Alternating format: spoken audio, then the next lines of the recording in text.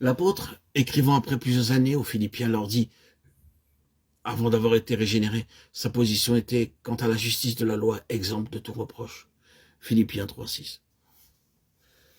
Il se voit dans Romains 7 et dit là que la loi était trop sévère pour lui. Elle le frappait, elle le tuait. Il ne pouvait l'observer. Sous son fardeau, il s'écria, misérable que je suis. Ce n'est pas exempt de tout reproche. Il s'est donc produit quelque chose qui a troublé sa satisfaction et qui a fait de lui un homme divisé par la guerre civile, qui fait rage en lui. Dans l'homme non régénéré, la conscience se cachait derrière les rites et les observations de la loi. L'observation rigide de ses formes et de ses rites séduisait et trompait sa conscience.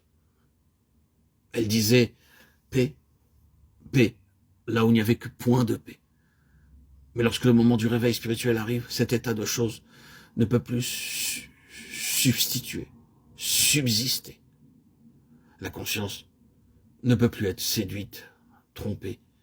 Et bien que l'âme puisse encore essayer quelques flirts avec le péché, l'esprit éveillé est vivifié et réprime sa propre âme.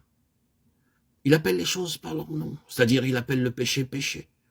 Au lieu de traiter la loi des cérémonies comme une compensation à la morale, il comprend que cette dernière est la chose essentielle et que l'obéissance vaut mieux que les sacrifices et l'observation de sa parole vaut mieux que la graisse des béliers. 1 Samuel 17, 22. À moins que la signification et la valeur de la mort et de la résurrection de Christ ne soient connues et la vérité de notre identification par la foi avec elle, l'une de deux choses terribles arrivera.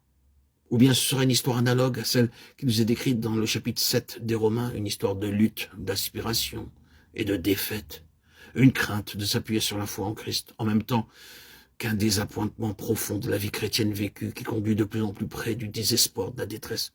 Ou bien on arrivera à cet état terrible qui dessèche la conscience, cet état qui tue l'esprit, et que l'on nomme l'antinomianisme. Il serait peut-être utile de dire ici qu'est cette doctrine antinomianisme. Le mot est formé de anti, contre, et nomos, loi.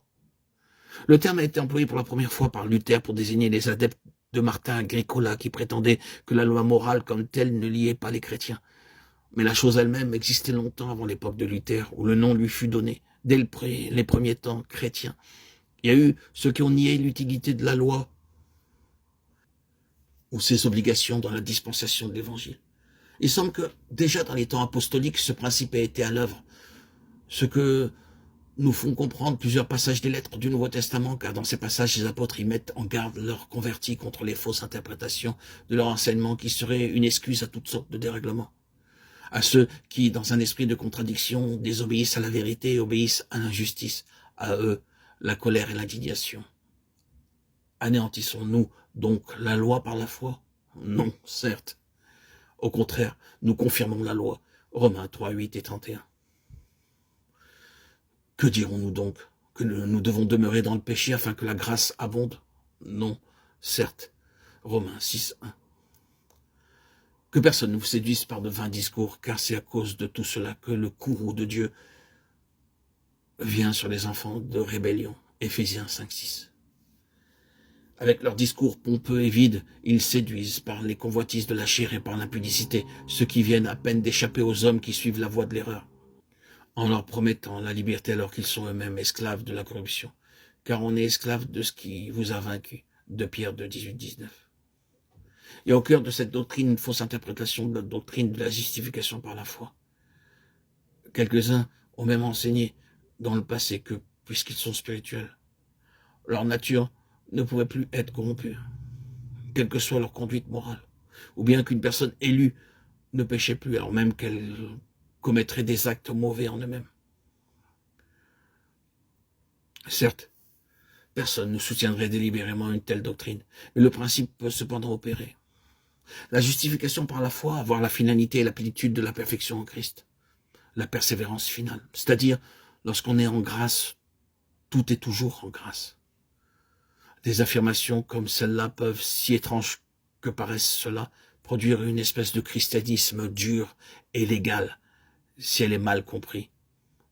et résulter en beaucoup de choses positivement mauvaises, ou problématiques, ou autres que conformes à la grâce de Christ.